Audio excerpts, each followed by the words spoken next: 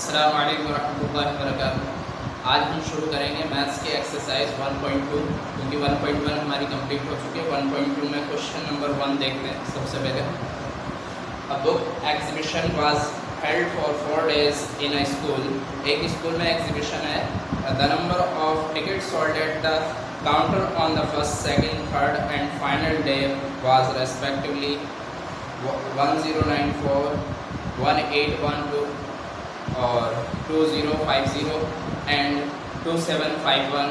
Find the total number of tickets sold on all the 4 days। इसने हमें बताया है कि जो हमारी एग्जीबिशन थी उसके लिए टिकट काउंटर पर पहले दिन कितने टिकट बिके, दूसरे दिन कितने बिके, तीसरे दिन, चौथे दिन, और हमें चारों दिन का क्या पूछा है, total number of 4 days sold off all tickets. तो हमें ये बताना है। अब हम लिख देते हैं। क्या करना होगा, आप खुद भी जानते हैं कि इन्हें चारों को अगर हम जोड़ दें, first day, second day, third day और फोर्थ डे के जो बेचे गए टिकट्स हैं, अगर उनको जोड़ दें तो हमारा आंसर आ जाएगा। यानी 4 दिन में कितने टिकट्स बिके, उसके लिए हमें क्या करना है, प्लस करना है। तो लिखेंगे कैसे,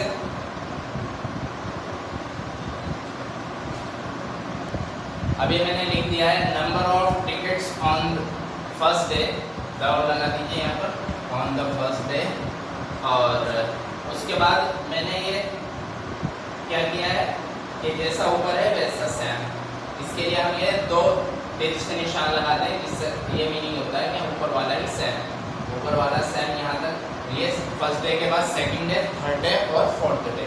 ठीक है, अभी हम क्या करेंगे, इनके नंबर्स लिख देंगे, कितने कितने टिकट सोल्ड किए गए फर्स्ट डे में। फर्स्ट डे में हमारे हैं 1094, 1094, ठीक है। और सेकंड डे में है 1812, 1812। और थर्ड डे में है आपके 2050, 2050। और लास्ट डे यानी फाइनल डे में आपके हैं 2751, 2751। ठीक है, ये हमारे टिकट्स हैं जो फर्स्ट डे, सेकंड डे और थर्ड डे में बेचे गए। अब हमें क्या करना है, इनका टोटल निकालना है। तो टोटल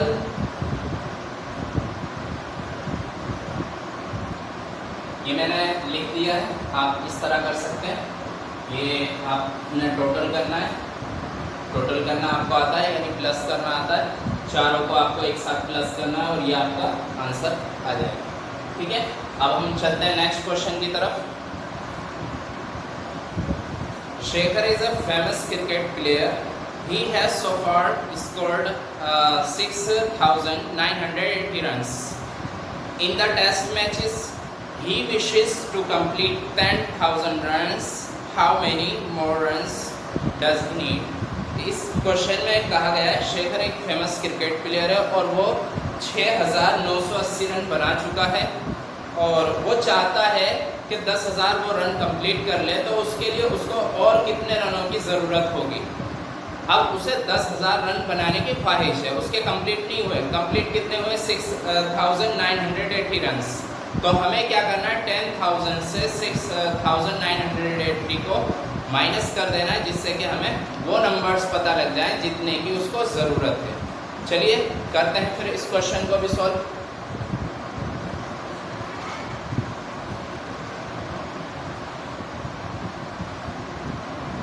मैंने इंग्लिश लिख दी है, आप देखिए। रन्स टू बी अचीव, अब कितने रन उसको अचीव करने हैं, 10,000 लिख देंगे इधर। 10,000 रन उसको अचीव करने हैं, तो हमने 10,000 लिख दिया। और उसके बाद रन्स स्कोर्ड, अब उसने कितना स्कोर बना लिया है, तो उसने 6,980 रन्स कंप्लीट कर लिए हैं। ठीक है, तो अब क्या करना है, हमें इससे इसको माइनस करना है। जो आंसर होगा, मोर रन्स रिक्वायर्ड, वो आंसर होगा। यानी कितने रन की और ज़रूरत है उसको 10,000 रन पूरे करने के लिए, वो हमारा आंसर होगा। इसको माइनस करेंगे, 0, 10 में से 8 जाएंगे 2 और 9 से 9 0 और आपका 9 से 6 जाएंगे 3। 3020 रन्स उसको रिक्वायर्ड है। ये क्वेश्चन बहुत आसान है, मुझे उम्मीद है आपकी बात समझ में आ गई होगी। क्वेश्चन आपके पास लिखे हुए होते हैं, आपको पहले क्वेश्चन लिखना है, फिर ये आंसर आपको लिखना है। चलिए नेक्स्ट क्वेश्चन करते हैं। क्वेश्चन नंबर 3 है, in an election the successful candidate registered 5,77,500 votes and his nearest arrival scored 3,48,700 votes. By what margin did the successful candidate win the election? अब इसने क्या पूछा है, कितने मार्जिन से यानी कितने अंतर से उसने इलेक्शन जीता है। जो सक्सेसफुल कैंडिडेट है उसके हैं 5,77,500 रन्स, और जो उसके करीब में था यानी जो उसको टक्कर दे रहा था, क्या है उसके पास यानी उसके सबसे करीब वाला जो प्रतिद्वंदी था या जो अराइवल था, वो उसके नंबर्स जो वोट्स थे 3,48,700 थे। तो अब उसमें मार्जिन पूछा है, मार्जिन यानी अंतर, उनके बीच में क्या अंतर था, कितने वोटों से वो अपना जो इलेक्शन है वो जीता है। तो हमें क्या करना है, ज़्यादा में से कम को घटा देना है, हमारा आंसर आ जाएगा। यानी कितने ज़्यादा थे यही तो पता करना है हमें। जो जीता हुआ कैंडिडेट था उसके कितने ज़्यादा वोट्स थे। अब लिखते हैं इसको, कैसे लिखेंगे देखिए, यहाँ हम देख सकते हैं votes scored the successful candidate. तो सक्सेसफुल कैंडिडेट ने कितना स्कोर किया था, 5,77,500 ये उसने स्कोर किया था, जो जीता हुआ कैंडिडेट था। और जो प्रतिद्वंदी था यानी राइवल था, जो उसने हासिल किए थे 3 लाख यानी 3,48,700 3,48,700 वोट्स। अब हमें क्या करना है, ज़्यादा से थोड़े को क्या करना है, माइनस करना है, और हमारे पास क्या आ जाएगा, मार्जिन ऑफ वोट्स यानी कितने मार्जिन से वो जीता था। ठीक है, तो अब क्या करेंगे, माइनस करेंगे। माइनस करना आपको अच्छे से आता है, और 0 0 15 में से 7 जाएगा 8, और फिर आपका 1 16 में से 8 जाएगा, तो इधर भी 8, और 6 में से 4 2, और 5 में से 2, तो 2,28,800 क्या वोट्स का मार्जिन दोनों के बीच में रहा। चलते हैं नेक्स्ट क्वेश्चन की तरफ। ये भी बहुत आसान क्वेश्चन था। हमारे क्वेश्चन 3 कंप्लीट हो चुके हैं, अब क्वेश्चन नंबर 4 की बारी है। देखते हैं question 4। Kirti book store sold books worth 2,85,891 in the first week of June and books worth rate 4,768 in the second week of the month. How much was the sold for the 2 weeks? एक minute में question दोबारा से पढ़ते हैं। Kirti book store sold books worth 2,85,891 rupees in the first week of June and book worth 4,768 rupees in the second week of the month. How much was the sale for the 2 weeks together? दोनों को एक साथ मतलब दोनों हफ्तों का कितना उसने बेचा, कितनी सेल की। अब उसने पूछा how much was the sale for the 2 weeks together, in which week was the sale greater and by how much. इसने पूछा है क्वेश्चन में कि ये 2 हफ्तों की कीर्ति बुक स्टोर की सेल थी। पहले हफ्ते में हमारी 2,85,891 थी और दूसरे हफ्ते में थी 4,768 रुपीज़। अब इसमें दोनों हफ्तों में किसमें ज़्यादा हुई और कितनी ज़्यादा हुई ये बताना है, और दोनों की यानी दोनों हफ्तों में कितनी हुई टोटल, यानी एक दफ़ा तो जोड़ना है और एक दफ़ा माइनस करना है, क्योंकि जब दोनों का डिफरेंस निकालना है, दोनों का डिफरेंस निकालना है तो माइनस, और जब दोनों को एक साथ बताना है यानी टोटल सेल कितनी हुई ये बताना है तो दोनों को ऐड करना है। चलिए करते हैं। ये हमारा क्वेश्चन इस तरह से लिख लेंगे। फर्स्ट वीक सेल कितनी थी हमारी? फर्स्ट वीक की सेल थी 2,85,891, 2,85,891 रुपीस, ठीक है। और सेकेंड वीक की जो सेल थी वो हमारी थी 4,768 रुपीस, 4,768 रुपीस, ये हमारी सेल थी। अब हमें क्या करना है? दोनों को ऐड करना है, क्योंकि टुगेदर बोला उसने, टुगेदर वीक सेल कितनी थी दोनों की एक साथ यानी जोड़ के पूरी टोटल सेल कितनी थी, तो हम इसको क्या करेंगे? जोड़ देंगे। ये हमने जोड़ दिया है और आप देखिए 189 और 9615 का 5 कैरी 1 और 8715 और 116 का 6 1 कैरी 1 और 5 6 और 8 का 8 2 और 4 6, ये आपका ऐड हो गया। इसके बाद हम क्या करेंगे? इसने क्वेश्चन में पूछा है व्हाट इज ग्रेटर, इन दोनों में से कौन सा बड़ा है, तो हमें मालूम है ये बड़ा है तो हम इसको लिख देंगे। अब इसमें हमने बता दिया कि ये क्या है, second week 4,768 is greater than 2,85,891 से, ये देन जब हम लगाते हैं जब कंपेयर करते हैं, तो अभी हम क्या कर रहे हैं? सेकेंड वीक को कंपेयर कर रहे हैं फर्स्ट वीक से, ठीक है। Second week is greater than first week, यहाँ फर्स्ट वीक लिख सकते हैं इसके बीच में इधर, ठीक है, लिख लीजिएगा। आगे बढ़ते हैं। आगे क्या करना है? हमें इन दोनों का डिफरेंस और बताना है। यही क्वेश्चन अभी आगे भी करना है, तो मैं इसको ऊपर से मिटा देता हूँ और यहीं पे मैं इसको करता हूँ, ठीक है। ये हमने लिख दिया sale in second week, sale in first week, sale कितनी हुई थी सेकंड में और फर्स्ट वीक में कितनी सेल हुई थी। अब हमें क्या करना है? इन दोनों को माइनस करना है, तो अब इनको माइनस करते हैं। 8 में से 1 7 और 16 में से 9 जाएंगे तो 7 और 16 में से 8 तो 8 और 9 में से 5 4 और 9 से 8 1 और 3 to 1, तो 1,40,877 ये हमारा फाइनल आंसर हो गया। ये क्या है? ये ग्रेटर है कितना?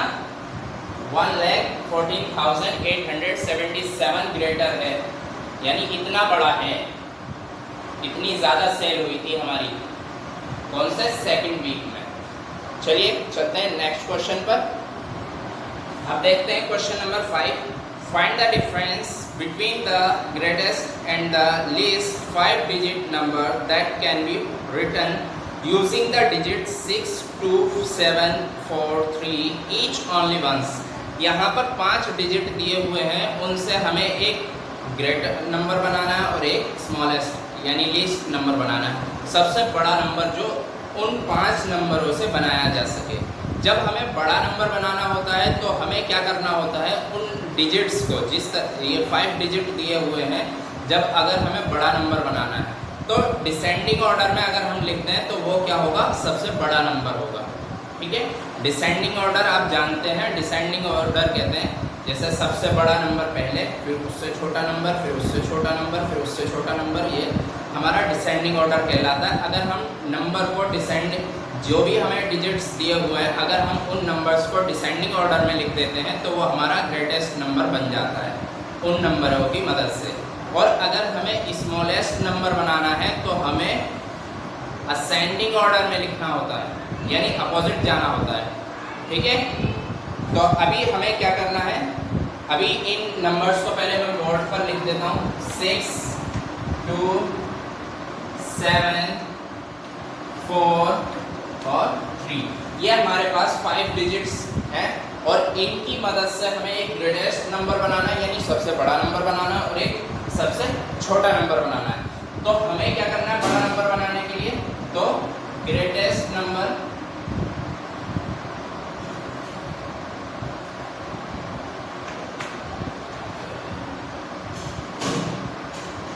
इज इक्वल टू, अब ग्रेटेस्ट नंबर बनाने के लिए मैंने क्या बताया था, हमें क्या करना है डिसेंडिंग ऑर्डर में लिखना है। डिसेंडिंग में लिखने के लिए सबसे पहले क्या लिखेंगे? 7। सबसे बड़ा डिजिट क्या है? 7, तो हमने 7 लिखा।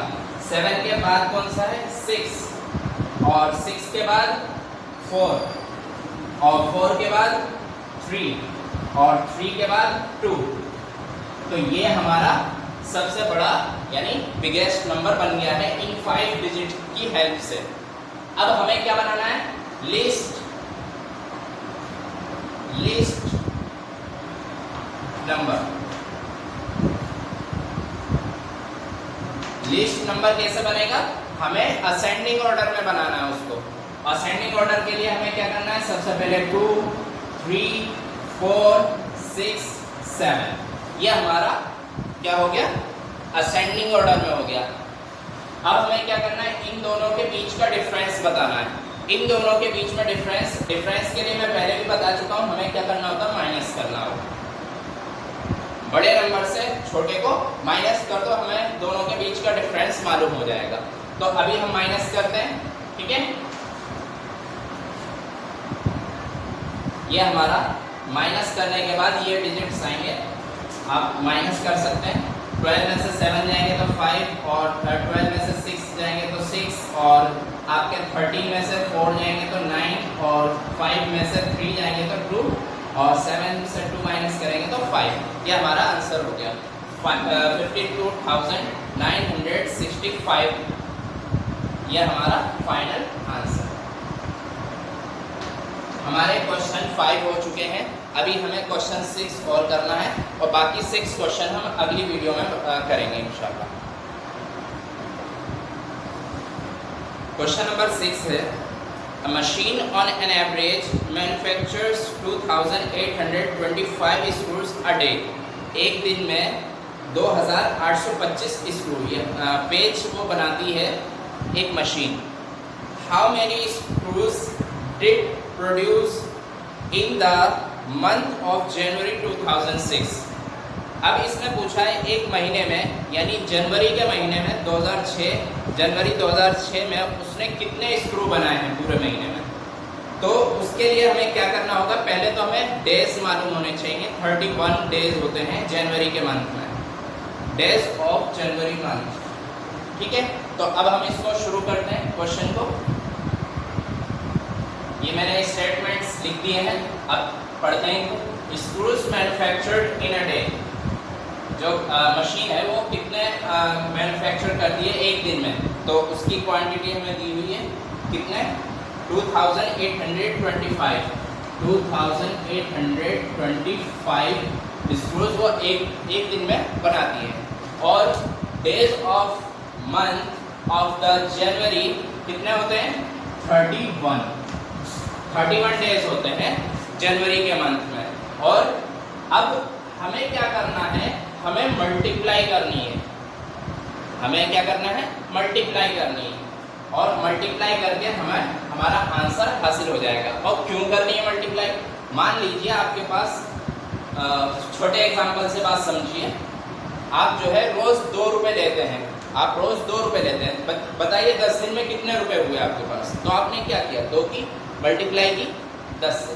मान लीजिए मुझे 18 रुपए मिलते हैं, मुझे रोज 18 रुपए मिलते हैं, मैंने 15 दिन में कितने रुपए जमा कर लिए? तो आप एकदम से नहीं बता पाएंगे। क्या करना होगा? आपको मल्टीप्लाई करनी होगी। तो इसी तरह एक मशीन इतने स्क्रूज एक दिन में बनाती है, तो 31 डेज में कितने स्क्रूज बनेंगे? उसके लिए हमें क्या करना है? मल्टीप्लाई करनी है। यहाँ मल्टीप्लाई करनी है इसकी इससे। तो अब यहाँ क्या लिखना है हमें? 2,825 मल्टीप्लाई 31। चाहे तो आप इसको नीचे लिख दें, कोई उससे फर्क नहीं पड़ने वाला। मल्टीप्लाई 31। इसको आप यहाँ मल्टीप्लाई करेंगे और आपका आंसर आ जाएगा।